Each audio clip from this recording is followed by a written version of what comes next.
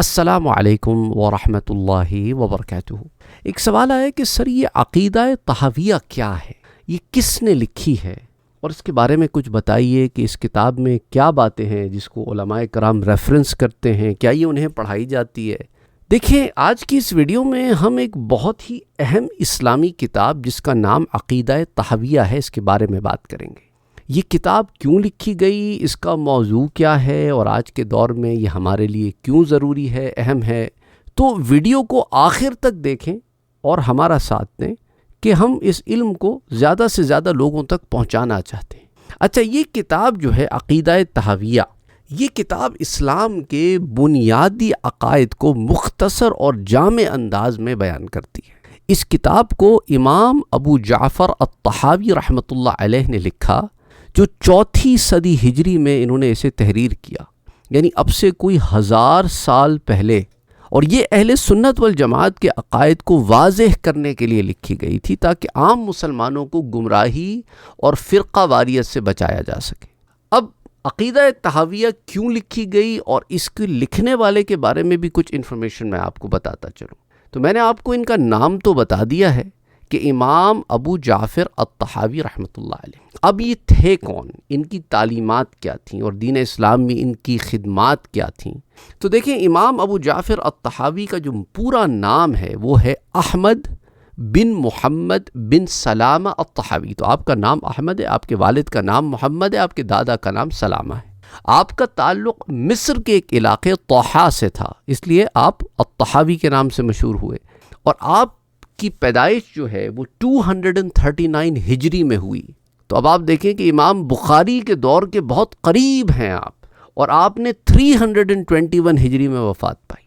تو آپ کا تعلق اہل سنت والجماعت کے حنفی فقہ سے تھا، اور آپ نے دین اسلام کی خدمت میں فقہ، حدیث اور عقائد کے شعبوں میں بہت کام کیا۔ اچھا، آپ کی جو ابتدائی تعلیم ہے نا وہ آپ ہی کے اپنے علاقے میں ہوئی، لیکن جلد ہی آپ نے علم کے اعلیٰ درجات کے اوپر کام کرنے کے لیے محنت کرنا شروع کر دی۔ آپ کے ماموں امام المزنی رحمۃ اللہ علیہ، جو شافعی فقہ کے ایک بہت بڑے عالم تھے، ان کے پاس جا کر تعلیم حاصل کرنے لگے، لیکن بعد میں آپ نے یعنی امام طحاوی نے حنفی فقہ کو اختیار کیا اور اس میں مہارت حاصل کی۔ آپ نے امام ابو حنیفہ رحمۃ اللہ علیہ کے شاگردوں سے علم حاصل کیا، یعنی ان کے شاگردوں سے جو کڑی چلی آ رہی تھی، اور اپنے وقت کے بڑے بڑے فقہاء اور محدثین کے ساتھ علم کی نشستیں کی۔ اور امام ابو جعفر الطحاوی کی سب سے مشہور کتاب عقیدہ الطحاویہ ہے، جو اہل سنت والجماعت کے عقائد کو مختصر مگر جامع انداز میں بیان کرتی ہے۔ اور عقیدہ طحاویہ آج بھی مدارس میں، جامعات میں اور دینی کورسز میں پڑھائی جاتی ہے تاکہ مسلمانوں کے عقائد کو مضبوط کیا جا سکے۔ لیکن امام طحاوی کی خدمات صرف عقیدے تک محدود نہیں ہیں، آپ نے حدیث میں، فقہ حنفی پر بھی کئی اہم کتابیں تحریر کی ہیں، جیسے شرح معانی والآثار، یہ کتاب فقہی مسائل پر ہے۔ مشکل الآثار، اس میں حدیث کے مشکل الفاظ اور ان کے معانی کی وضاحت کی گئی ہے۔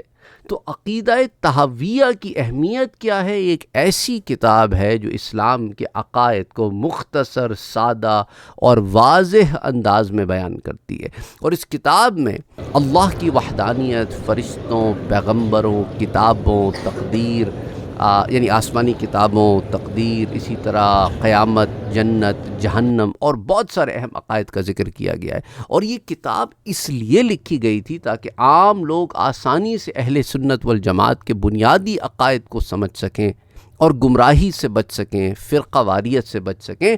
اور امام طحاوی کی سب سے خاص بات یہ تھی کہ وہ انتہائی سمجھدار بھی تھے، بہت ذہین بھی تھے اور بہت بردبار بھی تھے، اور آپ کا انداز بہت غیر جانبدارانہ ہوتا تھا اور ہمیشہ حق کی بات کو اپناتے تھے، چاہے وہ کسی بھی مکتبہ فکر سے۔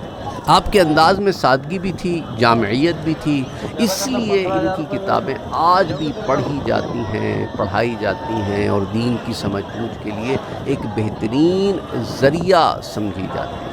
تو اب عقیدہ تحاویہ لکھی کیوں گئی؟ تو اس کی بڑی وجہ یہ تھی کہ اس وقت کے دور میں مختلف فرقوں اور گروہوں نے اسلام کے عقائد میں اختلاف پیدا کرنا شروع کر دیے تھے۔ لوگوں کے ذہنوں میں سوالات اٹھنے لگے کہ اللہ کی صفات کیا ہیں، فرشتے کون ہیں، تقدیر کے بارے میں اسلام کیا کہتا ہے، قسمت کے بارے میں اسلام کیا کہتا ہے۔ ان تمام سوالات کے جوابات کے لیے آپ نے یہ کتاب مرتب کی، تحریر کی۔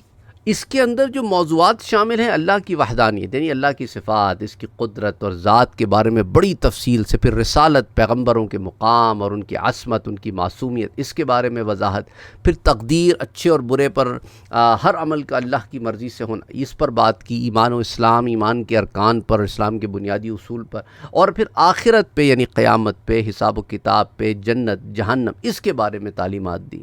تو یہ کتاب جیسا میں نے آپ سے ذکر کیا مدارس میں پڑھائی جاتی ہے، اور دینی تعلیم حاصل کرنے والوں کے لیے بنیادی عقائد کو سمجھنے کا بہترین ذریعہ ہے۔ اور اس کتاب کا سب سے بڑا فائدہ یہ ہے، یہ اختلاف کو ختم کرتی ہے اور مسلمانوں کو ایک عقیدے پر متحد کرنے میں مدد کرتی ہے۔ تو آج کے دور میں جب لوگ یوٹیوب پر، سوشل میڈیا پر، دیگر پلیٹ فارم پر مختلف خیالات سنتے ہیں، تو عقیدہ تحاویہ جیسی کتاب جو ہے یہ ایک بہت بڑی ضرورت بن جاتی ہے۔ تو یہ کتاب ہر مسلمان کو پڑھنی بھی چاہیے۔ اگر آپ عربی نہیں سمجھتے، اس کا اردو ترجمہ اور تشریح بھی موجود ہے۔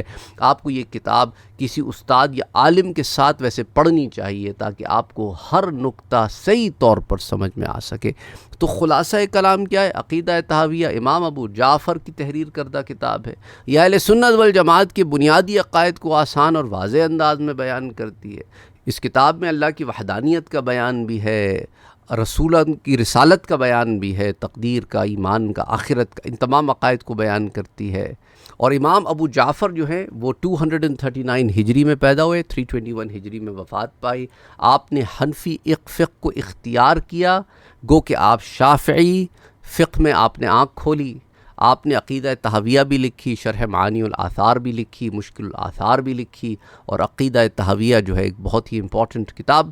اب اگر امید کرتا ہوں کہ آپ کو یہ ویڈیو پسند آئی ہوگی، آپ ہی کے سوالات کے لیے کے جواب میں ہم نے ویڈیو بنائی ہے، تو اسے آپ نے آگے پھیلانا بھی ہے تاکہ زیادہ سے زیادہ لوگ ان دروس سے فائدہ اٹھا سکیں۔ انفارچونیٹلی آپ میں سے بعض حضرات اسے سنتے تو ہیں پر آگے نہیں پہنچاتے، نتیجتاً علم جو ہے ہم کوشش کر رہے ہیں اپنی طرف سے، میں اپنی طرف سے کوشش کر رہا ہوں، آپ کی سپورٹ اور مدد کے بغیر اس علم کو زیادہ سے زیادہ لوگوں تک میں پہنچا پاؤں گا۔